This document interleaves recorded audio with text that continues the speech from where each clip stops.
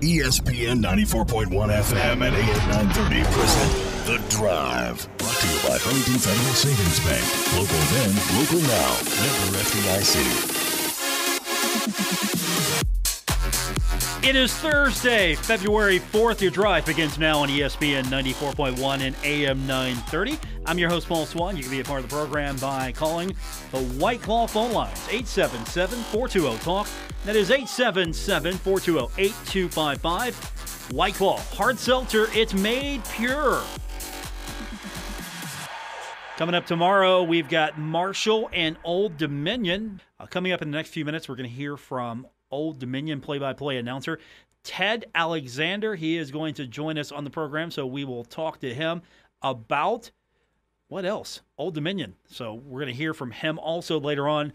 I was part of Tony Kemper's presser earlier this afternoon, so we're going to hear from Tony Kemper. So I'm looking forward to that, and we've got a lot to go over because the women have been off for a while. They had to pause activities for a short time, so they're back at it. They're taking on Old Dominion, going to be at the Cam Henderson Center as the men are on the road taking on Old Dominion. So far, everything seems to be good. I haven't heard anything to the contrary that would make me believe that we have got a situation where we won't have a game. So that's the good news. I'm looking forward to actually having some basketball tomorrow, not have to worry about, okay, are they going to play, are they not going to play? So we're at that stage now where I think we're good. Nothing has come down the line to indicate there's going to be any pause whatsoever. So that's the good news, both for the men and for the women. And Old Dominion's already on the way, if not already here. They're traveling today. This is their travel day to come to Huntington for the ladies' side of things. And when we talked to Tony Kemper here in a little bit, kind of indicated that everything seemed to be ready to go. So that's what we've got in store for you. I'm looking forward to it. And we've got, of course, Super Bowl coming up on Sunday. Tampa Bay. I know everyone's rooting for them, right? Let me put it to you this way. If you're in the sound of my voice, unless you are an absolute Kansas City fan, if you are a Kansas City Chiefs fan, you were a fan before Byron Leftwich hit Tampa Bay, you're going to be a Chiefs fan after, you're rooting for the Chiefs. If you are a football fan of any other team other than Kansas City, you're rooting for Tampa Bay. I don't care if you are not a fan of Tom Brady. If you are listening to this program, odds are, at least this demographic, at least this audience, you're rooting for Byron Leftwich. I mean, forget Tom Brady.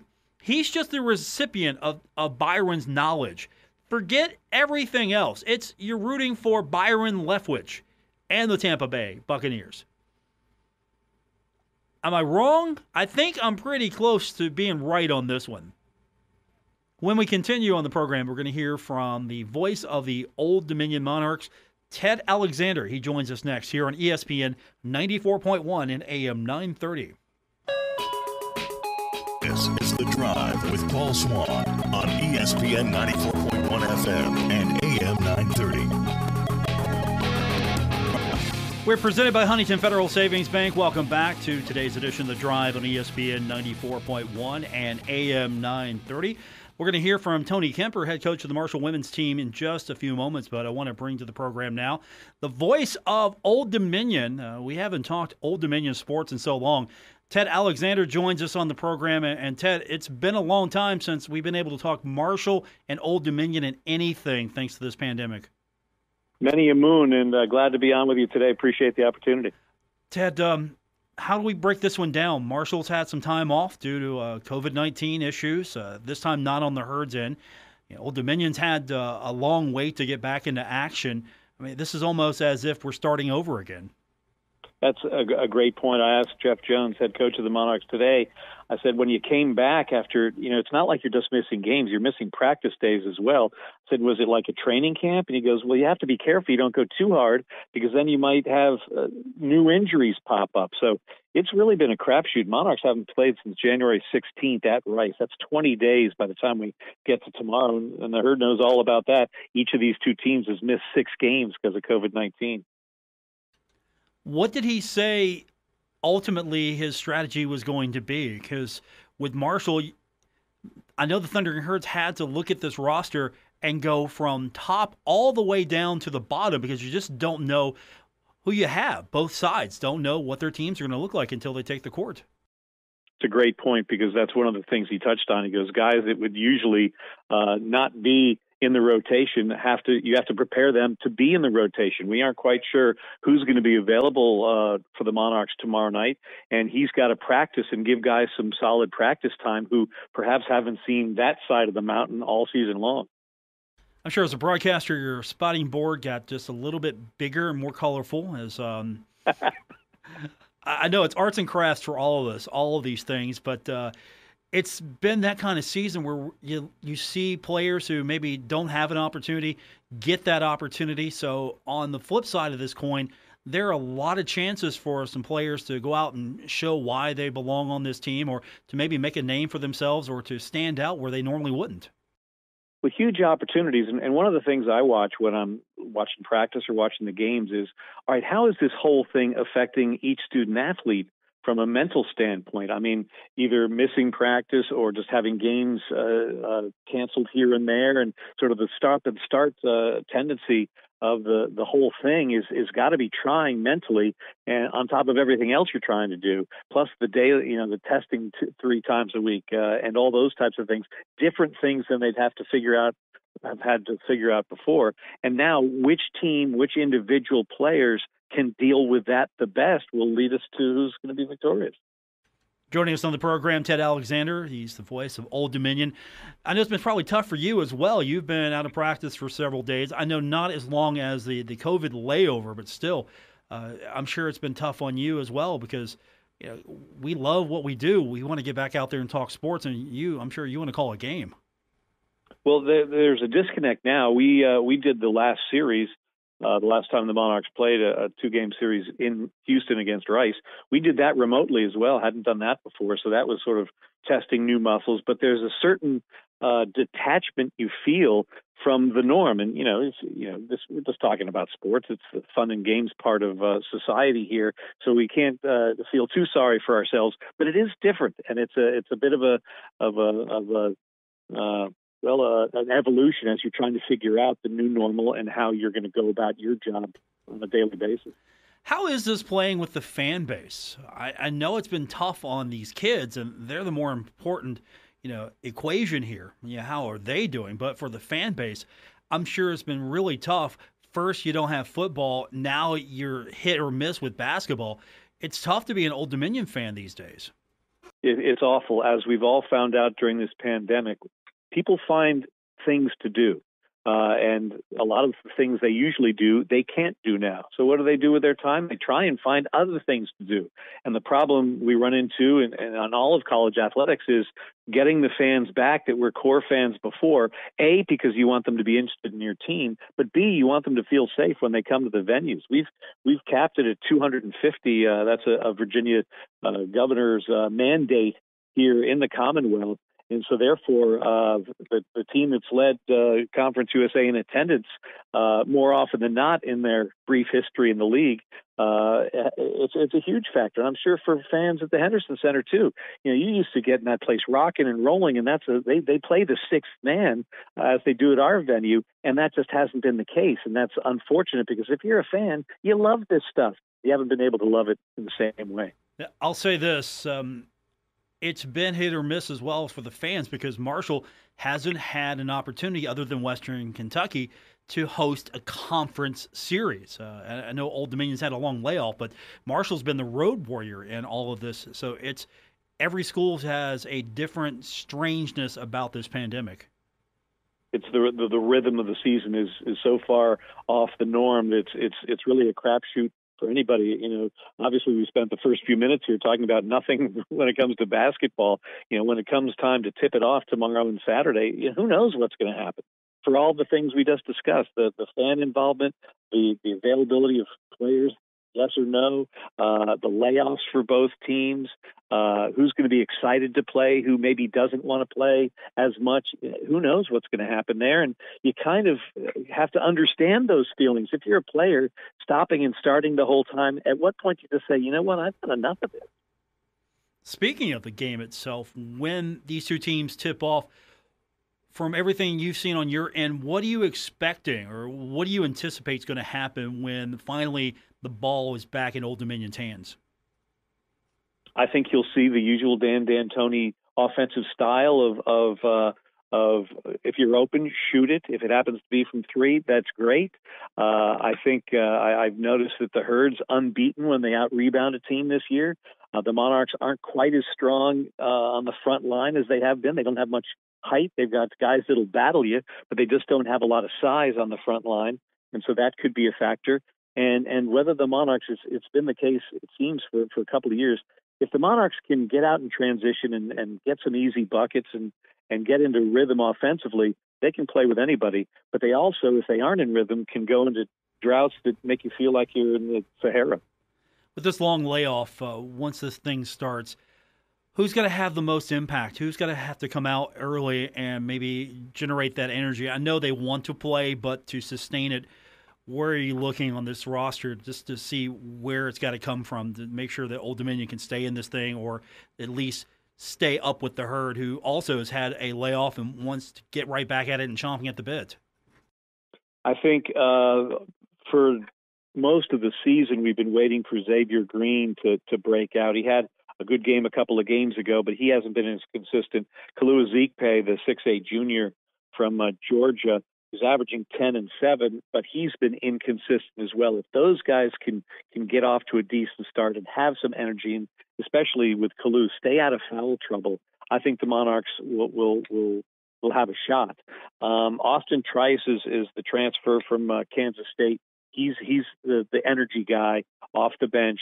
Not much of a scorer, but he'll get your dunks, he'll get your putbacks, and he'll get a lot of rebounds for you, and he'll really play with an energy that is infectious on the team if he gets off to a nice start. And we'll see with the other guys. You know, the guys leading the way offensively throughout the season, Malik Curry and A.J. Oliver, we'll see what they can bring to the table as well. Those are the guys that have been more consistent when it comes to scoring.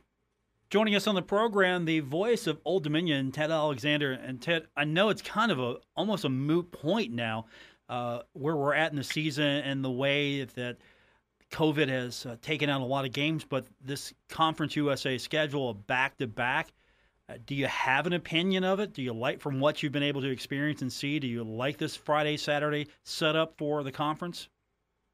Well, I think when it comes to the finances, it seems to be smarter. You're spending one or two fewer nights in a hotel. I know we've trimmed our travel party a bit as well, and I'm not saying that's a great thing. I think it's just sort of the sign of the economic times. The back-to-backs, it's a quick turnaround. So I kind of like playing the same team back-to-back.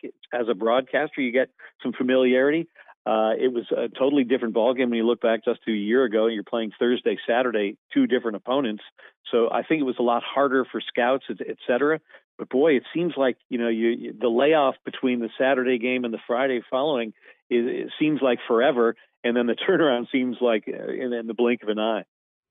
How are the players taking to it? I know they're young, and so they can handle probably an NBA-style schedule, or at least we think they can. But the difficulty of it as well, you've just played a team, and now you got to go out there and get right back at it and get up for them again. And it's almost a chess match as well, because what worked on Friday, not necessarily going to work on Saturday. The Monarchs are 4-2 in Conference USA, and their two losses were on the road in the Friday game. They lost the Friday game at FIU. They lost the Friday game at Rice. And so there you're thinking, what's going on here? It could be a nightmare weekend, but they found a way to turn it around, be it through key coaching adjustments or just in their own heads. They figure out a way to bring more of an effort, get the defense going, and that type of thing. You lose the first one, the pressure is on the second one, and then if you win the first one, you want to get greedy. But the Monarchs' two losses have been on the Friday side of things. Our guest on the program, Ted Alexander, Old Dominion, coming up Friday and Saturday. Of course, this year, Old Dominion will be playing host to Marshall. Unfortunately, no fat patties for you. You don't get to come to Huntington. That's probably the worst thing that has happened to you with this Marshall series. You don't come into Huntington and get to enjoy the cuisine. Well, the thing is, we found places there all the time. I spent a lot of time in the mountain state of West Virginia. Met my wife there, had my first pro job there up in Wheeling, went to college at Bethany in the Northern Panhandle. And so I love West Virginia, and I love coming to Huntington. It's always good to go walk along the river and check out the sites and the off the beaten path places. Of course, Fat Patty's is always delicious. There are other nooks and crannies there that we miss as well. And just not being around the team as much as you have in the past is one of the adjustments we've all had to make. Yeah, that's the fun part of this fun and games job that we have is it's them. It's the team, the camaraderie, the energy they bring in. That's why we do this. We enjoy this, and so we miss you. We missed Old Dominion in football this year. I can say that honestly. That was a game sorely missed by the Herd, and I'm sure for Herd fans as well. How's it look for next year? Where do you? How do you get this thing rolling again? You stop for a year and then you got to start. Well, and you've got a new coaching staff. Ricky Ronnie came from the offensive coordinator position at Penn State, and he's done everything he's been asked to do, and he seems to have a good staff, and he seems to have an improved roster. And you say "seems" a lot because you haven't actually seen it when it counts. You look back on the decision not to play football this year as I watched what everybody went through around the league that did play. I'm thanking my lucky stars that we didn't play, because things that people don't know that have to happen behind the scenes just to get teams ready to go, it's a freaking nightmare. And I'm glad we didn't have to do that, and I applaud our administration for making that very difficult decision. And I applaud the teams that went through it as well, because I know some of the things they had to go through just to be able to play. I also knew a lot of broadcasters that did all their prep, and they found out Friday they wouldn't have a game on Saturday, and so that was a part of the mix as well. Next year, we're hoping for the vaccine to kick in soon enough so where we can get people excited about football again, feeling not only what they want to see sort of the reboot of the Old Dominion program, but also they want to feel safe and excited about coming and tailgating and doing everything that football fans love to do no matter where they're playing, and want to see the Herd back on that schedule. And when you're taking on Marshall, you better bring your best game, because the Herd always shows up. October 9th. I'm looking forward to that one. That one's circled. That's also the conference opener at home for Marshall. So a lot of energy there on this. But big series coming up this weekend. Marshall, Old Dominion in basketball. I don't know if you had a chance to maybe read up on a little bit of what maybe Jared West has said or hear some of the comments, but Marshall sees this game, or at least a couple of the players see this as maybe not the rivalry level of Marshall Western Kentucky, but it's up there. This game is starting to become a real good rivalry game for Marshall. Is that shared with Old Dominion, that Marshall is seen as maybe a rival that's up and coming? Oh, I think so. I think both institutions with the wide spread of Conference USA are searching for rivals, and you want to have as many rivals in your conference as possible. But you need certain things to create a real rivalry, and that means both teams have to have had success. Both teams have had to beat each other, and the games and the stakes have to be high when you're playing and winning or losing against each other. That's what creates a rivalry. The fan bases get involved. If it's just, it's hard with such a geographic discrepancy in Conference USA to build the rivalries that you'd like. Logically, the closest school to us is Charlotte, 5.5 hours away. And there's a little rivalry there. But since we're just starting that, you've got to hope for games that mean a lot.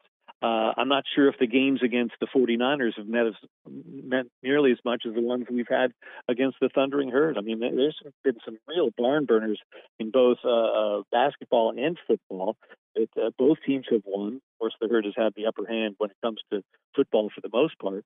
But the signs are there. The ingredients are there. The first few steps have been taken to make it a good rivalry. I'd love to see it continue and strengthen.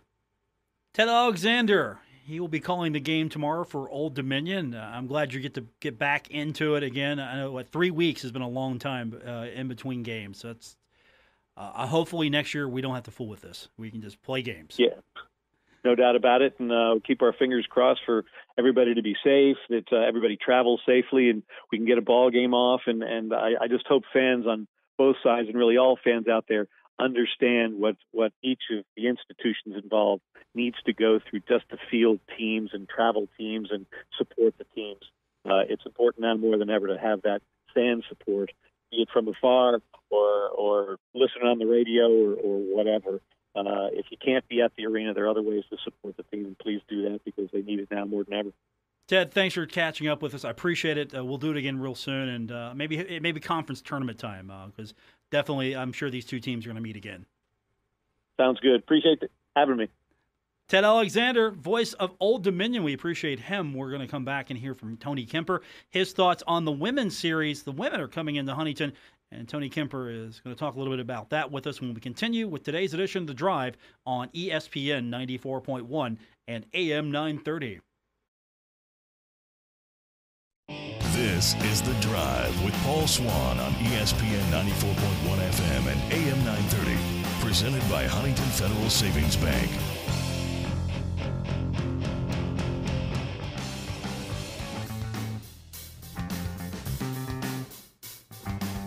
Welcome back to the February 4th edition. Your drive continues on ESPN 94.1 and AM 930. Marshall men are in action tomorrow. We'll have that game for you right here at ESPN 94.1 and AM 930, where the women are going to be in action at the Kim Henderson Center. Tony Kemper had a chat with a few of us earlier this afternoon, and it's been a long couple of weeks here, it feels like, for the basketball team. Of course, the men, the women, very tough on these student athletes, and that's sort of where we started with Coach Kemper. Just kind of get a feel for where do you start now as you're getting right back into this? You're trying to ramp back up again. You had the layoff. How'd you manage that? How'd you what was the process like once you started the layoff for this go around?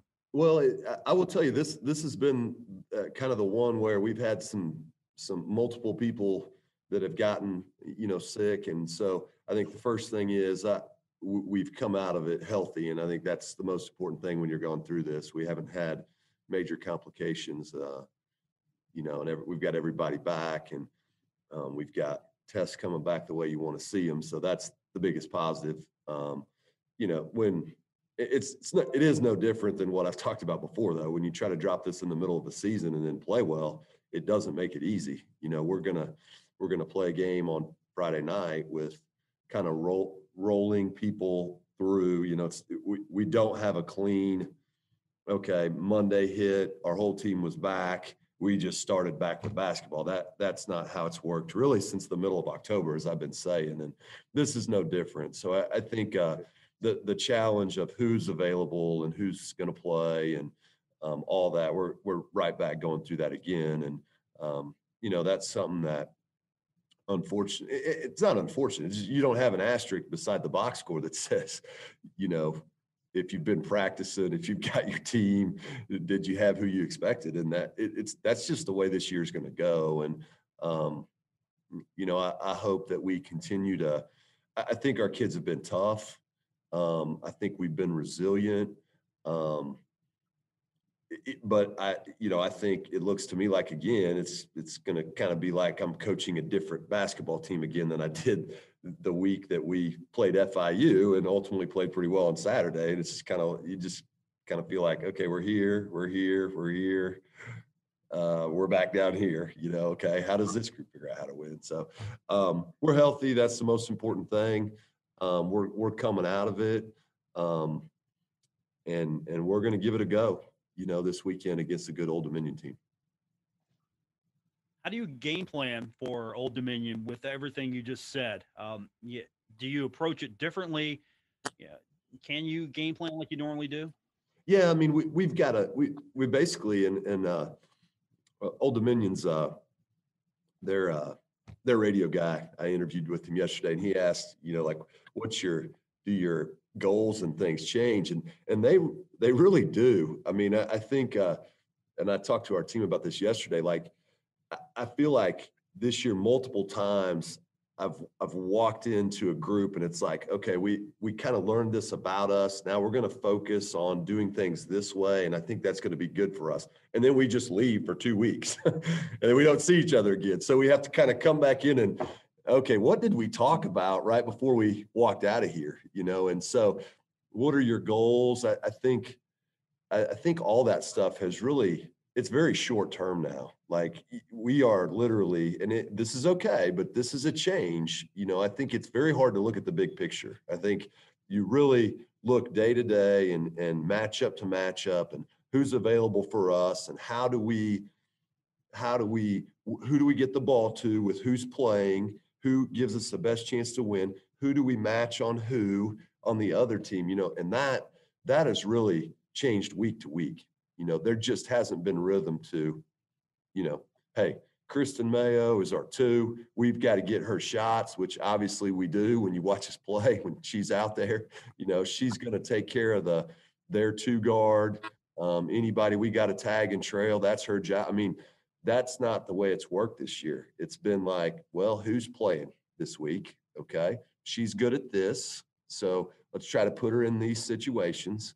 Okay. She's not available. So now we got to fill that gap or fill that hole. And so, yeah, we can game plan, but we can't always do, the same thing we've always done. Sometimes we got to build it a little bit different than what we're used to building it. Is the advantage for you then that Old Dominion's got to figure out what is Tony Kemper going to do? What will Marshall look like? Because they got to prepare for the entire roster.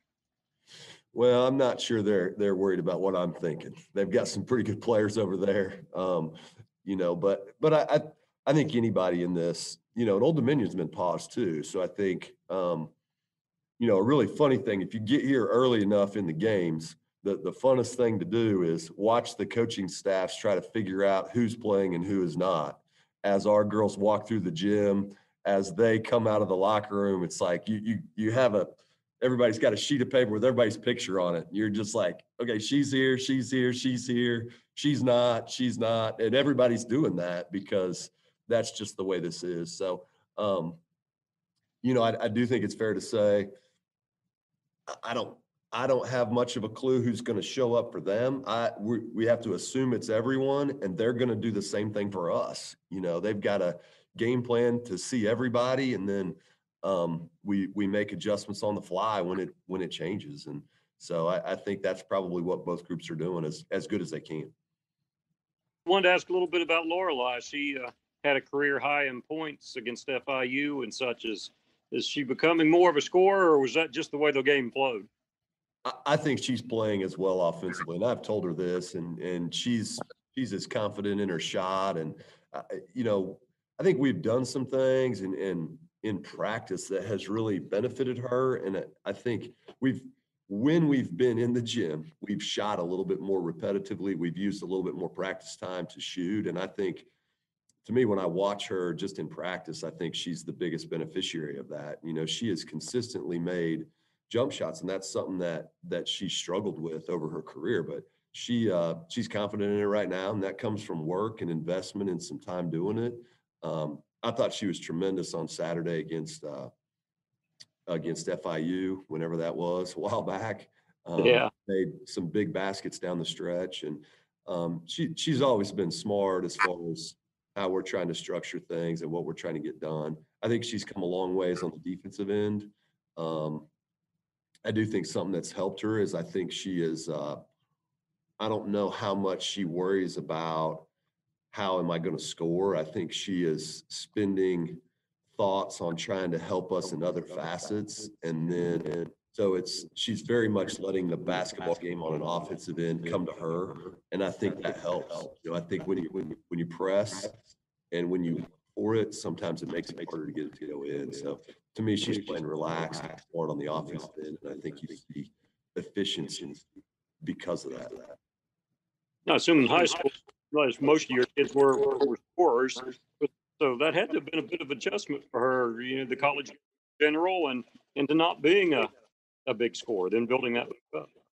Yeah, I think everybody, when they get here, they all played in the scoring role in high school. So I think it's always an adjustment to figure out what your role is.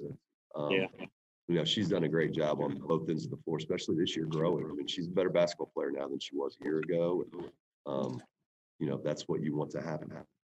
Yeah. So do you feel that this series might be a little bit more even because they have a long leg guys to have a layoff, and for the first time, you're going up against someone who's dealt with the same issues you're dealing with? I mean, I think it's possible. I think I know from my perspective, it's really hard you literally we're just doing the best we can. You know, I don't know, that kind of sounds like, I don't know, sounds like a line or something like that. I mean, this is not easy. You know, it's not easy to build a good basketball team. And I think, our girls are in really good spirits. They're bringing it as well as they can, but I think it's obvious to anyone involved with us when we sit down and look at what we've been able to do just from a practice perspective. We're not operating at as good as we can. Like, there's just no way. You know, like you can't have as many people in and out, not practice, different group practice today, not enough to play 5-on-5. Like, you can't do that and build a team that eventually gets as good as you can get. You know, you just can't. And so I think it's hard to know. You know, I expect us to show up and I expect us to play hard. I think we've been good about that. We haven't always played well. I think sometimes for the reasons that I've said, but I do think consistently we've played pretty hard. And I expect that at times. And then, you know, I really think it's a little bit like that ball's going to tip up, and we're going to learn how we feel best about how we can play well as it's going. You know, and that's just the way it's been. And I think our team has adjusted well to that. I think our staff has adjusted well to that. And after this weekend to play, you know, a good older.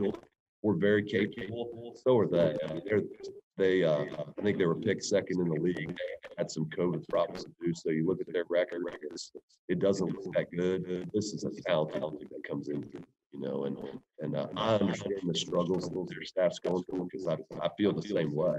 You know, it's coulda, woulda, shoulda a little bit some nights about. You know, it just hasn't been the same for everybody. You know, some people have no problems. Some people have had a ton. You know. Tony Kemper getting set for Old Dominion. That's happening tomorrow at the Cam Henderson Center. We will wrap up today's edition when we continue on ESPN 94.1 and AM 930. Don't worry. Paul Swann has the wheel on The Drive, ESPN 94.1 FM and AM 930. We're wrapping up today's edition of The Drive presented by Huntington Federal Savings Bank.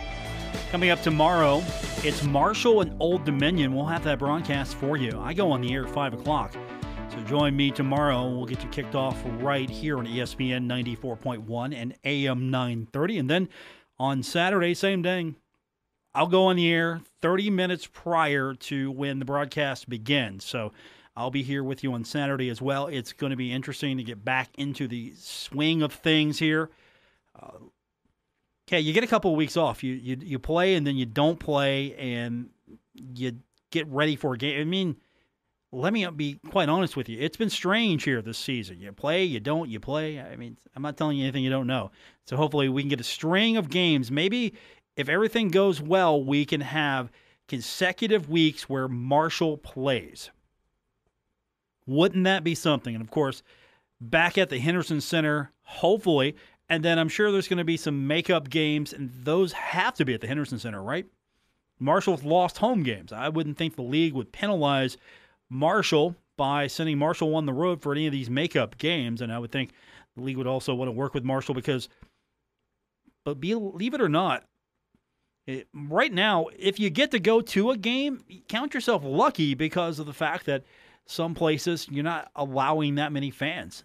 And Marshall's been fortunate, limited seating capacity, but not limited by some counts and some measures. So that's where we're at basketball. It's all coming up tomorrow right here on ESPN 94.1 and AM 930. And then on Sunday, we've got the Super Bowl. That's right. If you can't watch it, and let me tell you right now, if you're stuck, you're going to be at work. You have to work on a Sunday. Or you're going to be on the road. You can't listen to the game. Well, no, you can. Let me tell you, you can, because we're going to have it. ESPN right here. Also on Cat Sports 93.3 and 1340. We go on the air at 2 o'clock. Game broadcast begins at 5. We go on the air at 2 p.m. So that's where we're at. Tomorrow will be Marshall basketball. Saturday, Marshall basketball. Sunday, it will be the Super Bowl. And honestly, that's a good weekend, right? That's going to be a good weekend. Get 2 Marshall wins, and hopefully Byron Leftwich can get that Super Bowl ring as a coach. And that's going to do it for this edition. Thanks for tuning in. I'm going to be back here tomorrow. We'll do it all over again. We've got Marshall basketball as well. So enjoy the rest of your evening. We'll talk to you tomorrow.